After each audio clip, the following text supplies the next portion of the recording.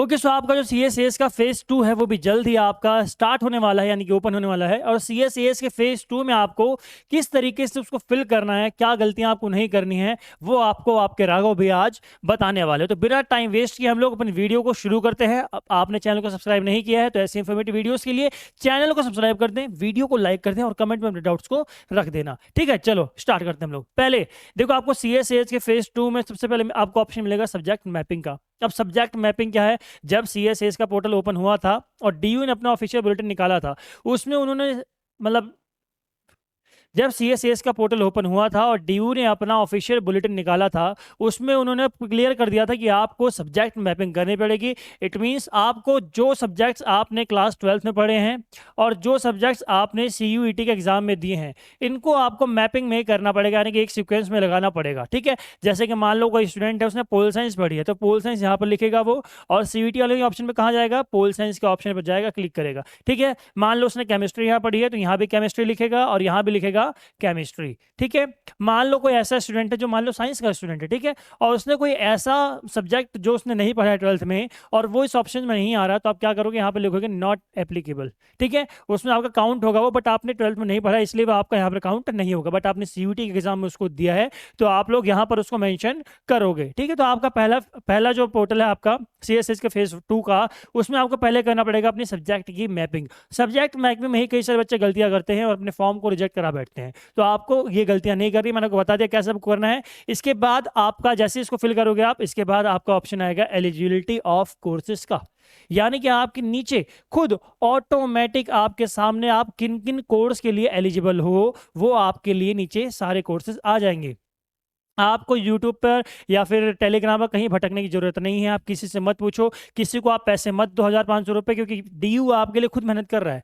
DU को खुद पता है कि भाई 12th के बच्चे हैं, नए नए आए हैं, इनको कुछ नहीं पता है, तो इनको हम लोगों को करके देना पड़ेगा, और DU करके दे भी रहा है। तो आप लोग क्या कर रहे हो? कोर्सेज अपने सेलेक्ट करने के लिए आप लोग 1000 रुपए 500 रुपए एजुकेटर्स को दे रहे हो, जो आप बहुत बड़ी गलती कर रहे हो। ठीक है, बिकॉज DU आपके लिए फ्री में सब कुछ कर रहा है। आप जिन जिन कोर्सेज के लिए एलिजिबल हैं उन कोर्सेज की लिस्ट आपकी विद आपके CUT के स्कोर्स, आपकी लिस्ट ऐसे आपकी करके सीरी आ जाएगी। ठीक है, और एक बात बताऊं आपके लिए उस कोर्स के लिए बेस्ट कॉम्बिनेशन क्या होगा, यानी कि हाईएस्ट मार्क्स आपके क्या है वो काउंट होगा। मान लो आपने 2 लैंग्वेज के एग्जाम दिए हैं, एक हिंदी का और एक इंग्लिश का, तो जिसमें आपके मार्क्स ज्यादा होंगे वो अपना वही ऑटोमेटिकली वही काउंट करेगा वो। ठीक है, कम मार्क्स वाले को काउंट नहीं करेगा वो। ठीक है, तो आपको टेंशन लेने की कोई जरूरत नहीं है। आपके लिए आप किस कोर्स के लिए एलिजिबल हो वो आपको खुद DU खुद दे देगा वो। ठीक है, यानी कि आपके सारे कोर्सेज की लिस्ट विद आपके CUT के स्कोर्स, वो आपको एक लिस्ट दे देगा, और आप उसी लिस्ट में जाकर जिन जिन कोर्स के लिए एलिजिबल हैं उन्हीं कोर्स को आप लोग प्रेफरेंस लिस्ट में भरोगे। ये याद रखना आप लोग, प्रेफरेंस लिस्ट में आप लोग सिर्फ उन्हीं कोर्सेज को फिल करना जिनके लिए आप एलिजिबल हैं, और किन कोर्स के लिए आप अवेलेबल हैं, तो आपके लिए पूरी लिस्ट नीचे आ जाएगी। उस लिस्ट को आप लोग रेफर जरूर करना। ठीक है, नेक्स्ट स्टेप आपका, जैसे आप इसको फिल कर देंगे, इसके बाद आपके पास ऑप्शन आएगा आपके प्रेफरेंस लिस्ट बनाने का, यानी कि आपके पास फिल्ट्रेशन का ऑप्शन आएगा।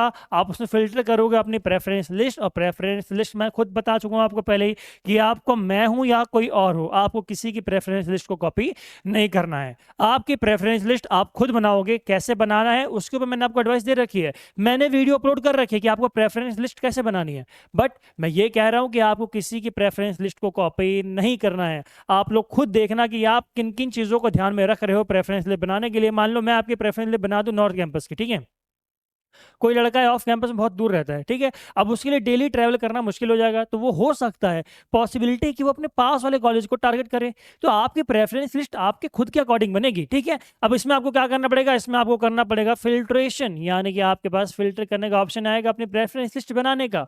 अब आपके पास वहां पर 2 ऑप्शन होंगे, एक आपकी प्रेफरेंस लिस्ट बनेगी आपके कॉलेज वाइज, और एक आपकी बन सकती है course wise. It depends on you कि आप किसको प्रेफरेंस पहले दे रहे हैं। आप कॉलेज अच्छा चाह रहे हैं या फिर आप कोर्स अच्छा चाह रहे हैं? मेरे अकॉर्डिंग आपको कोर्स अच्छा चाहना है, यानी कि कोर्स के पीछे आपको पढ़ना है, आपको कॉलेज के पीछे नहीं पढ़ना है। इस बात का ध्यान रखना।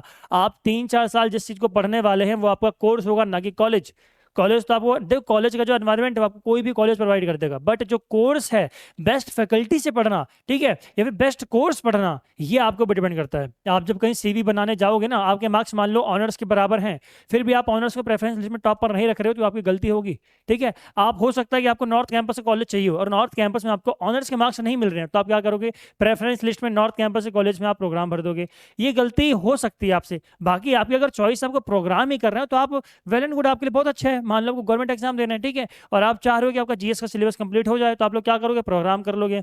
मैं ऐसा कह रहा हूँ, ऐसा हो सकता है, एक चॉइस आपकी हो सकती है, ठीक है। बट इस बात को याद रखना, ये आपकी वहां पर दो ऑप्शन होंगे, आपकी कॉलेज वाइज प्रेफरेंस लिस्ट बन सकती है और आपके कोर्स वाइज प्रेफरेंस लिस्ट बन सकती है, ठीक है। पहले टॉप कोर्स को रखना है। पहले आप जिस कोर्स को आप सबसे ऊपर प्रायोरिटी दे रहे हैं, उस कोर्स को आपको सबसे पहले क्या करना है, सेलेक्ट करना है। मान लो आपके लिए मैंने लिखा बीए पोल साइंस ऑनर्स, ठीक है, आपने क्या लिखा, बीए पोल साइंस ऑनर्स। अब आप जैसे ही इसको वहां पर क्लिक करोगे, इसको सिलेक्ट करोगे, आपके पास वहां पर कॉलेजेस की लिस्ट आ जाएगी, ठीक है। यहाँ पर आपके कॉलेजेस की लिस्ट आ जाएगी, किन किन कॉलेज में ये कोर्सेज अवेलेबल हैं, ठीक है। तो आपको कहीं प्रेफरेंसली कहीं देखने की जरूरत नहीं है, आप लोगों को यहीं सारे कोर्स कॉलेज मिल जाएंगे, ठीक है। आप क्या करोगे उसमें, आप उन कॉलेज में से कौन से बेस्ट आपके लिए हैं उन पे आपको क्लिक करना है। अब एक बात बता दूं आपको, यहाँ पर आपको अल्फाबेटिकली मिलेंगे कॉलेजेस, तो ऐसा मत करना कि आप अल्फाबेटिकली जा रहे हो। अपने अकॉर्डिंग आपको कौन सा कॉलेज टॉप पर रखना है, वहां पर जाके आप लोग ऐड टू टॉप कर सकते हो। आपके पास 3 ऑप्शन आएंगे, एड टू टॉप, उस कॉलेज पे क्लिक करो और वहां पर एड टू टॉप करो, यानी कि वो आपका टॉप पर हो जाएगा। फिर आपको जो सबसे नीचे रखना है, उसके नीचे क्या, उस पर क्या क्लिक करोगे आप लोग, एड टू बॉटम। फिर आपको किसी प्रेफरेंस लिस्ट में किसी स्पेसिफिक नंबर पर आपको कोई कॉलेज चाहिए, मान लो आपको श्यामलाल कॉलेज जो है, श्यामलाल कॉलेज आपको चाहिए 46 नंबर पर, आप क्या करोगे, श्यामलाल कॉलेज पे क्लिक करोगे और उस पर एड टू प्रेफरेंस नंबर आएगा लिखा हुआ, वहां पर जाके 46 टाइप करोगे तो आपका वो जो है कॉलेज 46 नंबर पर आपका आ जाएगा, ठीक है। अब एक कोर्स के लिए मल्टीपल कॉलेज आप कर सकते हो और मल्टीपल कॉलेज में आप लोग मल्टीपल कोर्सेज के लिए भी कर सकते हो, और एक कॉलेज में ही मल्टीपल कोर्सेज के लिए भी प्रेफरेंस लिस्ट अपनी बना सकते हो। इट डिपेंड्स टू यू, ठीक है, कि आप कैसे प्रेफरेंस लिस्ट बनाना चाह रहे हो। बस इतने ही आपके 3 स्टेप्स जो हैं वो आपके फेज 2 में होंगे। इसके बाद आपका सारा का सारा काम जो होगा, फाइनल गेम जो होगी आपकी, वो होगी आपकी CSCS की फेज 3। बट याद रखना कि फेज 2 में कई सारे स्टूडेंट्स हैं जो आउट हो जाते हैं, वो ऐसी गलतियां करते हैं जिनकी वजह से उनको ड्रीम कॉलेज या फिर बेस्ट कॉलेज नहीं मिल पाता, और कई बार तो कॉलेज अलॉट भी नहीं हो पाता, ठीक है। तो इन गलतियों को आपको नहीं करना है। प्रेफरेंस लिस्ट अपने ढंग से बनानी है। अगर वीडियो नहीं देखी है मेरी तो जाके देख लो कि आपको प्रेफरेंस लिस्ट बनाते टाइम किन किन बातों का ध्यान रखना है, उन बातों को आप लोग जरूर ध्यान देना, ठीक है। तो आज की वीडियो में इतना ही। बाकी CSCS का फेज 3 जो है उसके ऊपर भी वीडियो लाऊंगा जल्दी, जिसमें हम लोग टॉपिक डिस्कस करेंगे आपका अपग्रेड एंड फ्रीज वाला, ठीक है। तो इसके ऊपर भी जल्द ही आपकी एक वीडियो, प्यारी सी वीडियो, डिटेल वीडियो आने वाली है। उस वीडियो के लिए चैनल को अभी से सब्सक्राइब कर लो और नोटिफिकेशन बेल को भी ऑन कर लेना, सो दैट आपको जो नोटिफिकेशन हमारी वीडियोस की वो टाइम टू टाइम मिलती रहे, ठीक है। आज की वीडियो में इतना ही। जय हिंद, जय भारत।